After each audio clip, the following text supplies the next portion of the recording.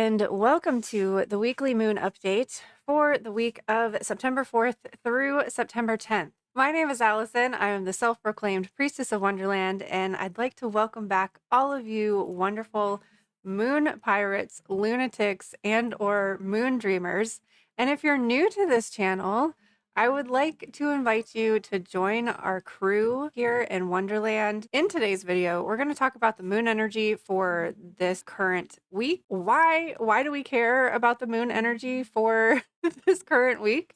Because the moon represents our emotions and how we feel. And I don't know about you, but I would like to feel as good as possible. So by tapping into the moon's energy, I find that you can take those good qualities of each of the zodiac signs and incorporate that into your day. So before we jump into the moon energy for this week, if you are interested in learning about all of the astrological events that are occurring in the month of September, including the moon, I will be doing a moon segment on the Witching Hours podcast on Thursday, September 7th at 8 p.m. So it's just a quick little 10-minute overview of what to expect for the month of September and what you might need to do to get through the rest of Retrograde-a-Palooza. Speaking of Retrograde-a-Palooza, also this week, I would like to have that be our focus for our live stream. So I haven't decided which day I want to do that, but it's going to be Monday, Tuesday, or Wednesday. So this week's stream is going to be focused on the retrogrades. We're going to use my chart as an example so that I can show you how to look at your chart and how to understand how the retrogrades might be affecting you personally. So, retrograde stream, Witching Hours podcast on Thursday. So I hope to see you there. Come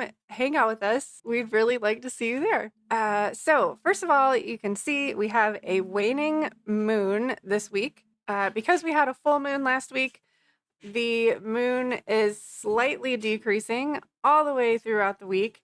And then we have our last quarter moon in Gemini on Thursday.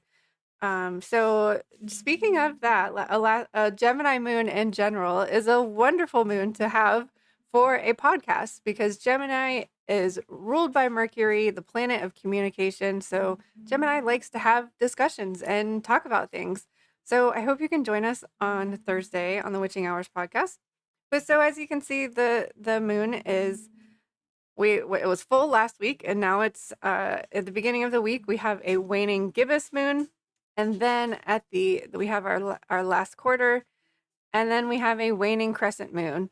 So next week we'll have a new moon. We ended last week with a Taurus moon, and we talked about that keyword being stabilized. Just think of the qualities of the bull and earth energy, and those are the qualities that you want to try to tap into when the moon is in Taurus. You also want to keep in mind that Venus rules Taurus. So these are also very heart-centered and heart-focused things. When we have a Taurus moon, we can tap into not only a moon and Taurus energy, but also the Venus energy. So on all day Monday, we still have this Taurus energy. So this gives us an opportunity to start the week off with heart-centered energy.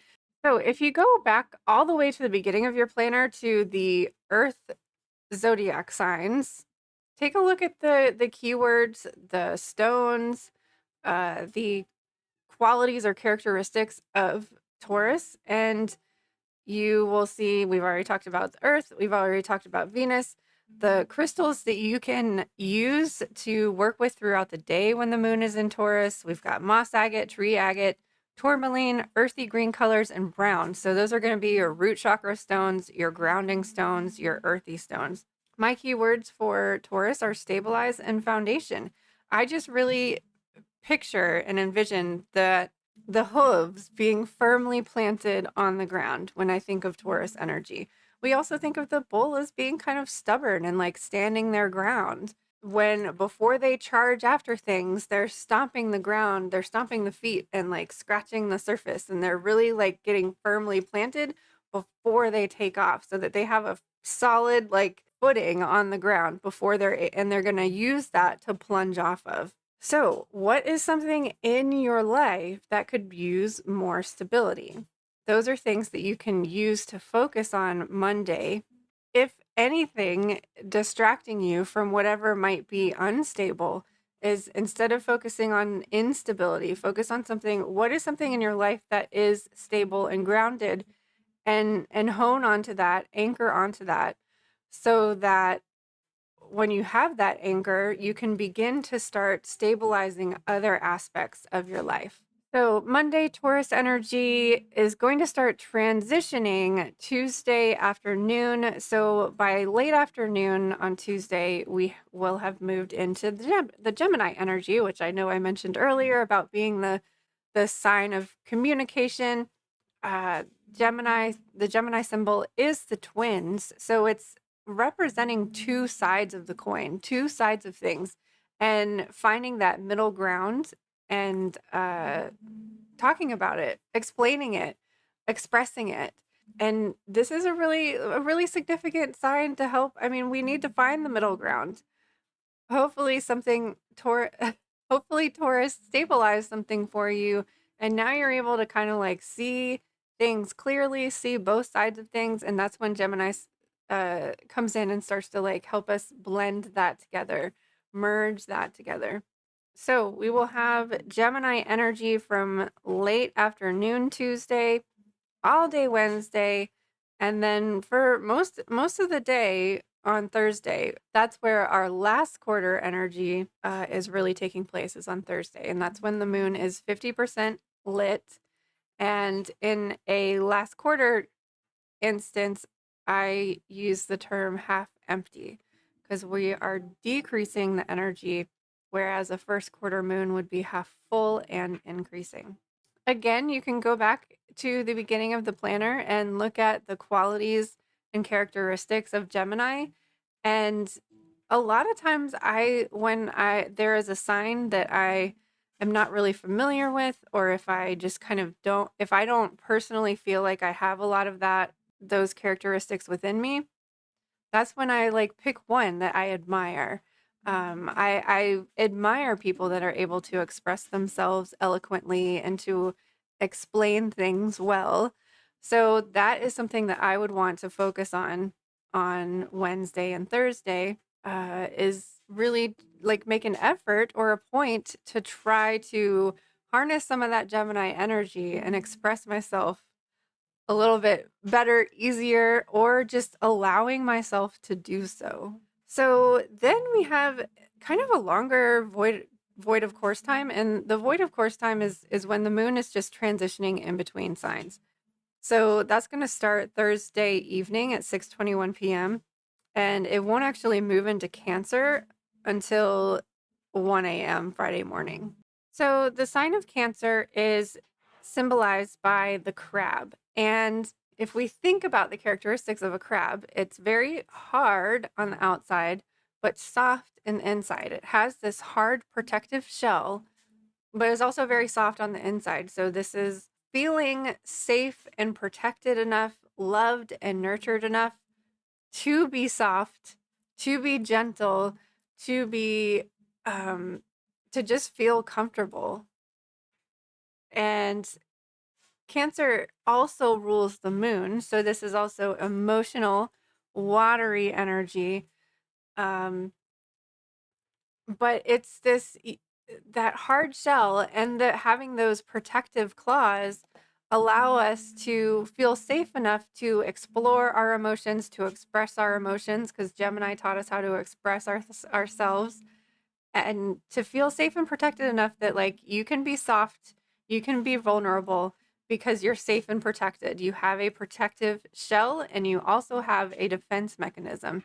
So this is just loving and caring and nurturing energy, feeling safe and comfortable, emotional, feeling able to allow your emotions to bubble to the surface. And if you allow it, especially with a waning crescent moon, allowing yourself to cleanse and release maybe by crying shedding some tears. On Friday, this is lovely for a Friday energy because hopefully you've made it through the work week and now you can allow yourself to be comfortable. You can wear your PJs all day. Maybe you get to work from home on Friday. You get to wear your PJs all day, be comfortable, watch a movie that makes you cry, just really allowing yourself to feel and to be comfortable feeling those feelings. So that's all day Friday, all day Saturday, and then Sunday mornings when we start to transition, and then by 12:36 p.m. we will have transitioned into Leo. So this might be a nice time to have a barbecue on the last cookout of the summer, because next week is it next week that we officially transition into fall? Um, no, we still got one more week because we'll transition into fall, or the first day of fall is on the 21st. So just to recap the energy of this week, we're starting off the week with Taurus and stabilize and earth energy. We transition Tuesday and Wednesday into Gemini, which is communication, air, wisdom, and expression. Then we have water on Friday. That is emotional, but also feeling safe and comfortable enough to be emotional. And then we close out the week with Leo and fire. That's energy, activation, and honestly, with a waning crescent Leo moon, this gives you permission to be lazy. So, our cards for this week, and honestly, I think I might do this, use this deck for all month. This is a new deck to me, Moonology Messages Oracle by Yasmin Boland. She has a whole Moonology series, a planner, a journal, books, and also these decks. I think this is the third deck that she's come out with in the Moonology series, and I'm really loving it so far. I picked it for this week specifically because it's Moonology Messages, and we have that last quarter Gemini, expression, communication, last quarter moon. So I picked it for this week specifically, but honestly, I'm just kind of feeling it for maybe the rest of the month, but we'll see. The moon's moment synchronicity. Something is flowing in the right direction for you when this card comes up. Everything is either already falling into place or will do so very soon. Even if you fervently believe that you create your own reality, there are times when events have an almost destined feel, and this is one of those times. You could perhaps attribute it to life unfolding and revealing the lessons our souls need to learn in this lifetime. There is synchronicity at work. You're exactly where you are meant to be, learning the lessons you need to learn. Everything is lining up as it needs to, so trust the process as much as you can and stay optimistic for your desired outcome. Whatever the situation you're asking about, know that this is not a random development in your life, but a step along your path and meant to teach you. The sooner you pay attention to the lessons, the sooner you'll be able to navigate your own way to where you want to go. Additional meanings for this card is divine timing is unfolding. Events now have a purpose. You're in the right place at the right time.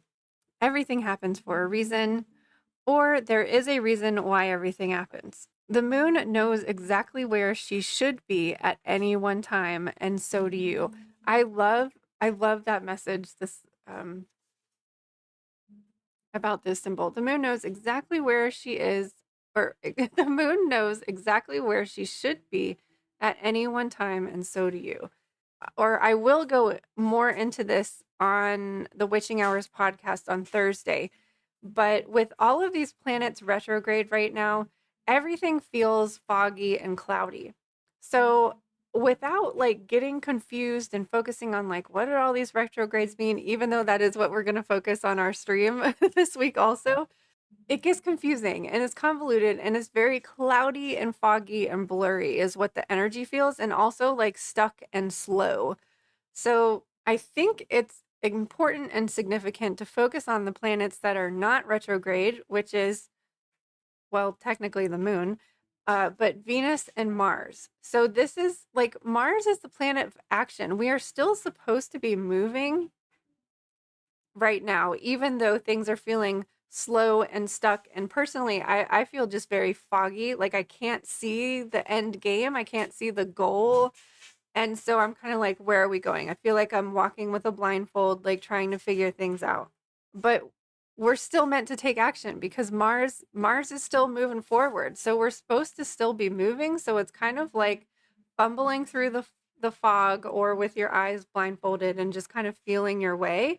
And now that Venus has gone direct, Venus went direct on the 3rd. So on Sunday, the day you're watching this.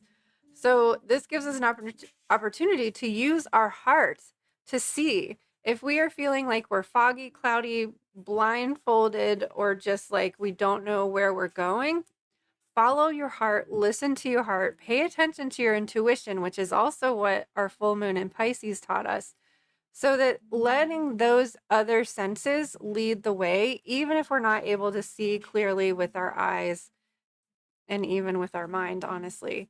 So I talk more about that, and I really feel like that's should be the focus for everybody for the month of September, but I'll talk more about that on the Witching Hours podcast on Thursday. And I love that we also have this love connection card because Venus went direct on September 3rd. So there is an intelligence in the heart that cannot be denied or even explained, only felt.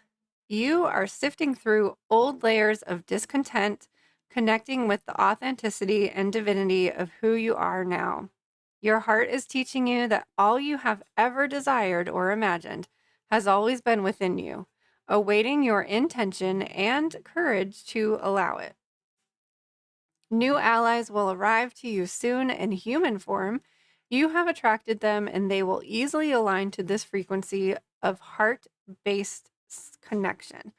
So again, this is a heart chakra card, perfect for Venus going direct. The crystal they recommend is girasol, which I believe is an opal, but I'm not sure. And the herb is lavender. So use some lavender to connect to your heart chakra, but also to just like calm you down, help you with your sleep. And that will also help you better navigate this time. Connecting to your heart center and allowing your heart to lead you, even if you're feeling cloudy, blindfolded, lost, and confused. So following your heart and following your intuition, like the Pisces full moon, hopefully illuminated something for you. So that is the moon energy for the week of September 4th through the 10th. When you wake up in the morning, just like you check the weather, check the moon energy because that will help guide you and hopefully make you feel better. And as always, you can come back to this video and check in throughout the week. I always list the timestamps in the description box below so that you can click on Wednesday, or you can click on Saturday. So you can always come back to this video and kind of remind yourself, hey, what did she say about what did she say about Cancer days? What did she say about the Leo day on Sunday? So that's always there for you to come back and watch later. Thank you so much for being here. If you're watching the live premiere, thank you so much. I appreciate you more than you will ever know.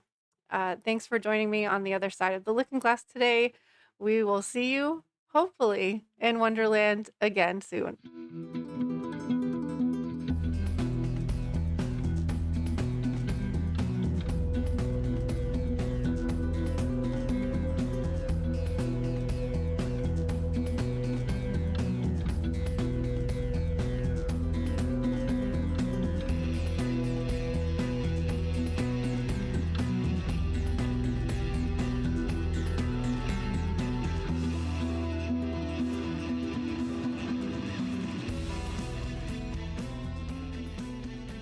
I'm getting better, I think, with my digital planning.